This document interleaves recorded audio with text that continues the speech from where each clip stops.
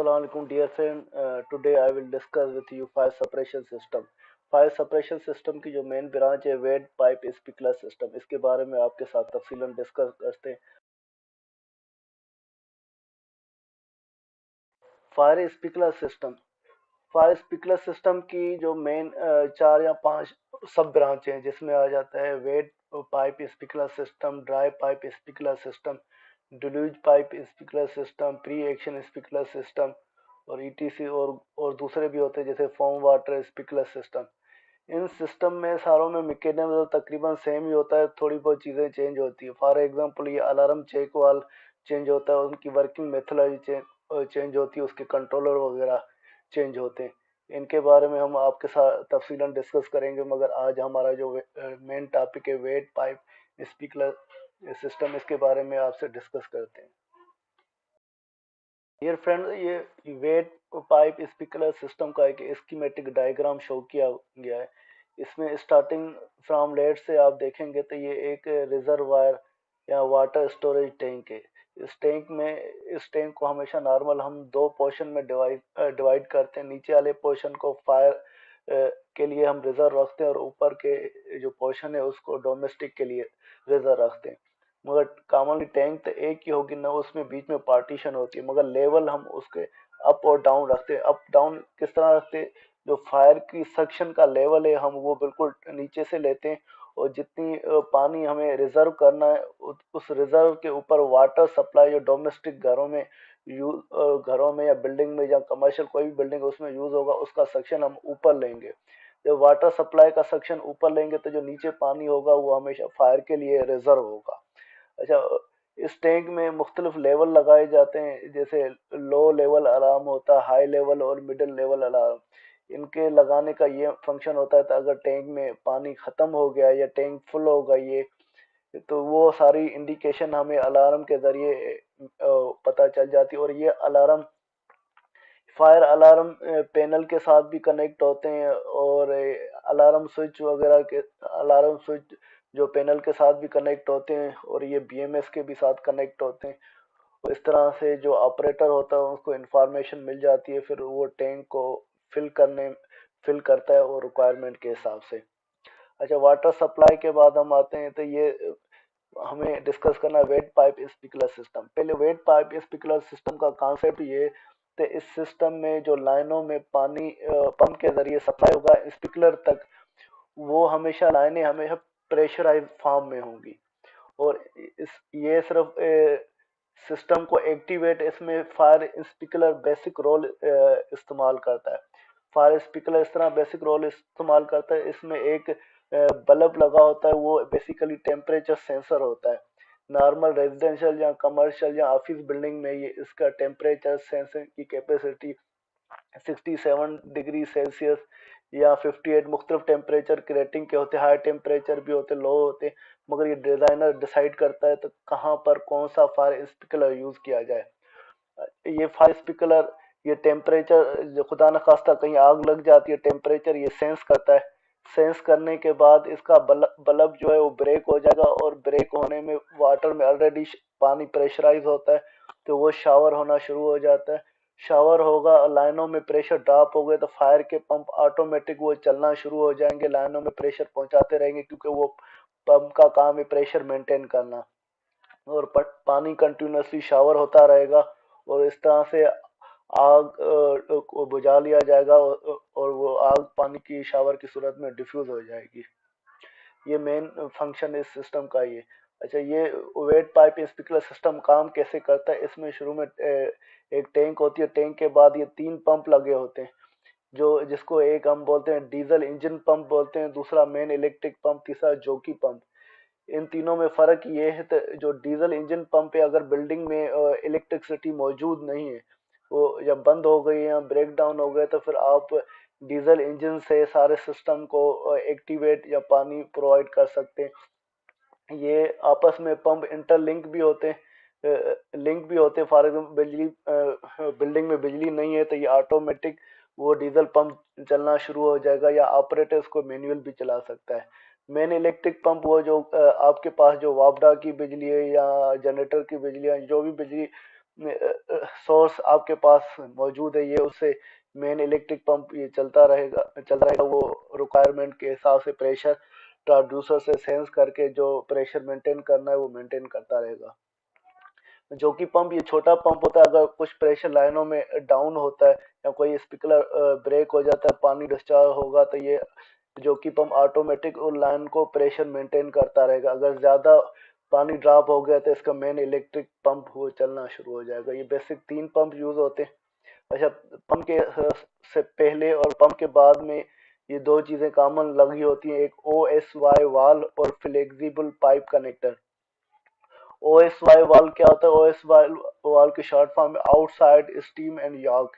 इसका मतलब है जो इसकी स्टीम है, जो रॉड बीच वाली है, वो बाहर होती है, और याक में हैंडल उसका है वो नीचे होगा या ऊपर होगा। अगर हैंडल नीचे होगा, स्टीम ऊपर नजर आएगी, इसका मतलब है वाल्व खुला हुआ है। अगर हैंडल ऊपर होगा और रॉड इसके नीचे होगी, तो इसका मतलब है वाल्व बंद है। जैसे ये फायर फाइटिंग का केस है, इस वजह से इस वाल्व को लगाते तो कोई भी फिजिकली वाल्व को देखकर पता चल जाता है ये वाल्व बंद है या खुला हुआ है। फ्लेक्सिबल पाइप कनेक्टर हम पाइप के सक्शन और डिस्चार्ज में इस वजह से लगाते, तो ये मशीन है और मोटर जब भी रन होगी तो इसमें वाइब्रेशन प्रोड्यूस होगी। वाइब्रेशन जैसे वो पाइपों के जरिए सारे आगे तक वो ट्रांसफर वाइब्रेशन नहीं हो, इस वजह से फ्लेक्सिबल पाइप कनेक्टर लगाते हैं। तो वो वाइब्रेशन को हम रिमूव करें या रिड्यूस करने के लिए। अच्छा, उसके बाद ये प्रेशर गेज लगे हुए हैं। प्रेशर गेज का फंक्शन ये है, तो जो भी पंप सप्लाई प्रेशर दे रहा है तो हमें पता चले तो ये प्रेशर इतना आ रहा है। अगर प्रेशर पंप चल रहा है, प्रेशर नहीं बना रहा, तो इसका मतलब है कोई पंप में फॉल्ट है। ये इस वजह से ये प्रेशर गेज लगाए जाते हैं। हमें पंप की जो पानी का फ्लो है उसके बारे में पता चल जाए तो वो फ्लो प्रॉपर हो रहा है या नहीं हो रहा है, और कितना हो रहा है, कितने प्रेशर पे हो रहा है। आगे और पीछे ये ओएस वाल आपको मैंने एक्सप्लेन किया। उसके बाद एक हेडर लगा होता है तीनों पंपों को कंबाइंड। हेडर तीनों पंप हेडर में जाएंगे एक वक्त में। ये तीनों पंप नहीं चलेंगे, कहीं डीजल पंप चलेगा या जोकी पंप चलेगा या मेन पंप चलेगा। जो भी पंप चलेगा इस हेडर से एक ब्रांच हम निकालेंगे जो मेन सिस्टम को सप्लाई होगी। उस ब्रांच से पहले हम ये लगाते हैं अलार्म चेक वाल असेंबली। अलार्म चेक वाल असेंबली का फंक्शन ये है, तो जैसे पानी सप्लाई होगा तो इससे ये अलार्म जनरेट होता है, तो कहीं आग लग गई है और नीचे जैसे पंप रूम में इंफॉर्मेशन मिल जाती है तो कहीं आग लग, फायर फाइटर वहां पहुंच जाते हैं। और ये अलार्म चेक वाल असेंबली में एक ऊपर प्रेशर स्विच भी लगा होता है। ये फायर पैनल के साथ कनेक्ट होता है, वहां भी इंफॉर्मेशन पहुंच जाती है। पंप चलाए, आग लगी है नहीं लगी, जहाँ पंप चल रहा है वो सारी इंफॉर्मेशन फायर पैनल को भी से भी कनेक्ट लिंक की सूरत में हमें मालूम हो जाता है। अच्छा, अलार्म चेक वाल असेंबली बेसिकली नॉन रिटर्न वाल चेक है। उसमें प्रेशर गेज भी लगे होते हैं, मैनुअल वाल भी लगे हुए हैं। अलार्म चेक वाल के नीचे एक वाल भी लगाते हैं, जैसे हम उस सिस्टम को बंद करें या खोल के रखें। बेसिकली ये चेक वाल टाइप का है, जैसे लाइनों में हेडर में पानी चला जाए तो वो रिटर्न बैक नहीं आए, इस वजह से ये चेक वाल यहाँ पे लगाया जाता है। अच्छा, उसके बाद अलार्म चेक वाल के बाद हम लोग ने एक लाइन निकाली हुई है जो वापस टैंक में ही जा रही है। इस लाइन का फंक्शन ये है कि अगर प्रेशर पंपों का एक्सेस हो गया और आपको वो प्रेशर रिलीफ वाल्व खोल देगा, प्रेशर को रिलीफ कर देगा, वो टैंक में वापस जाएगा। यहाँ आपने डिस्चार्ज के जो पाइप है अलार्म चेक वाल के बाद OSY वाल लगे हुए उसको आपने बंद कर दिया, तो ज़ाहिर है पंप ऊपर पानी नहीं फेंक सकता, तो प्रेशर लाइनों में बढ़ेगा तो वो वापस टैंक में जाएगा। और फ्लो मीटर लगा हुआ है तो इससे फ्लो हम मालूम कर सकते हैं। और फ्लो मीटर के साथ एक और चीज़ लगी होती है जिसे हम वेस्ट क्लोज या ग्लास टाइप का एक ओरिफाइस होती है, उससे हमें पता चल जाता है वाटर का फ्लो हो रहा है। और फ्लो कितना हो रहा है वो फ्लो मीटर से पता चलेगा, और प्रेशर रिलीफ वाल्व से हमें पता चलेगा तो पानी जो ऊपर नहीं जा रहा और रिटर्न हो रहा है, क्योंकि एक्सेसिव प्रेशर है जहाँ डिस्चार्ज लाइन बंद है। अच्छा, उसके बाद आते हैं 4 वे ब्रीचिंग इनलेट जो लगी हुई है। इसका फंक्शन ये, अगर बिल्डिंग में अंडरग्राउंड टैंक में पानी खत्म हो गया, आग लग गई है, उस सूरत में फायर फाइटिंग की गाड़ियां आकर इससे कनेक्ट हो जाएंगी और ये इससे कनेक्ट होकर ये पंप के डिस्चार्ज होकर सारे सिस्टम में जो पाइपों में वो पानी पहुंचा देगा। और उसके हर जगह से आप फायर होस कैबिनेट की या फायर स्प्रिंकलर की सूरत में आप फायर फाइटिंग कर सकते हैं, या लैंडिंग वाल लगे होते हैं उससे भी होज के ज़रिए आप फायर फाइटिंग कर सकते हैं। इस 4 वे ब्रीचिंग इनलेट में एक चेक वाल और ओएस गेट वाल हम लगाते हैं। अच्छा, उसके बाद ये राइजर दो इस ड्राइंग में शो किए हुए हैं। एक राइजर में फायर हाउस कैबिनेट और जोन कंट्रोल वाला असेंबली लगी हुई है, और दूसरे राइजर में ही लैंडिंग वाल लगे हुए हैं। फायर हाउस कैबिनेट में एक व्हील होज होती है, और दूसरा होती है फ्लेक्सिबल होज। व्हील होज जो वो कनेक्ट होती है फायर हाउस कैबिनेट से, आप उस जगह पे जहाँ भी आग लगी हुई मैन्युअली कर सकते हैं। और ये दूसरी फ्लेक्सिबल हो जो नीचे पड़ी होती है, वो आप कोई कनेक्टर के जरिए लैंडिंग वाल से कनेक्ट करके स्टेयर्स के पास जो लैंडिंग वाल मोस्टली लगे होते हैं, कहीं कहीं डबल हाइट की जो फायर हाउस कैबिनेट उसमें भी लगे होते हैं, उससे कनेक्ट करके आगे नोजल होती है, आप नोजल से ज्वाइन करके आप फायर फाइटिंग कर सकते हैं। फायर हाउस कैबिनेट के बाद हम जोन कंट्रोल वाल असेंबली के बारे में डिस्कस। जोन कंट्रोल वाल असेंबली, ये जो आगे पाइप जाता है वो स्पिकलर को सप्लाई होता है। अगर स्पिकलर फायर की सूरत में ब्रेक हो गया और वाटर शावरिंग होगी तो ये जोन बताएगा हमें फायर पैनल में, तो फिलाने जोन में ये आग लग गई है।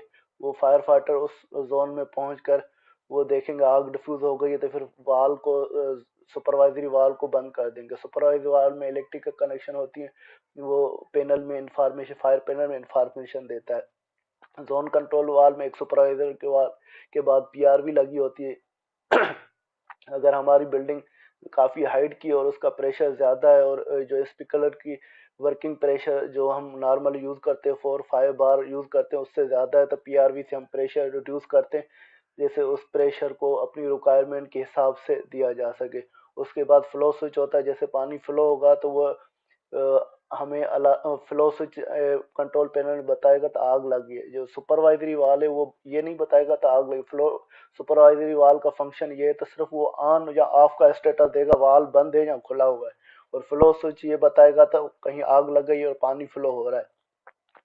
उसके बाद टेस्ट ड्रेन है। टेस्ट ड्रेन अगर आग बुझ गई है, आप स्पीकर रिप्लेस करना है, तो सुपरवाइजरी वाल को बंद करके आप टेस्ट ड्रेन कर देंगे, पानी को डिस्चार्ज कर देंगे, और जैसे स्पीकरों से पानी डिस्चार्ज हो जाएगा तो आप रिप्लेस आसानी से कर सकते हो, वरना आपको रिप्लेस करना बहुत मुश्किल होगा क्योंकि लाइनों में प्रेशर होता है। अच्छा, दूसरी तरफ ये दूसरा राइजर जो शो किया हुआ है, इसमें लैंडिंग वाल लगे हुए। लैंडिंग वाल मोस्टली स्टेयर में लगते हैं, वो फ्लेक्सिबल होज कनेक्ट होकर आप मैन्युअली होज और नोजल कनेक्ट करके फायर फाइटिंग कर सकते हैं। उसके बाद ये जो पंप लगे हुए हैं, जो तीनों फायर फाइटिंग के पंप है, इसमें 3 पैनल होते हैं हर तीनों पंपों के, जैसे मेन पंप का पैनल या जोकी पंप का पैनल और मेन इलेक्ट्रिक पंप का पैनल कहा जाता है। इसके अलावा ये पंप कनेक्ट होते हैं फायर अलार्म पैनल के साथ भी कनेक्ट होते हैं और बीएमएस के साथ भी कनेक्ट होते हैं। फायर अलार्म पैनल में इंडिकेशन पता चल जाती है पंप ऑन हो रहे हैं या ऑफ हो रहे हैं, और बीएमएस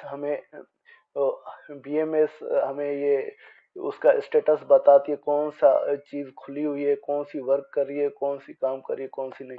ये सारा जो हमें बीएमएस कंप्यूटर के ज़रिए उसकी स्क्रीन से हमें पता चल जाता।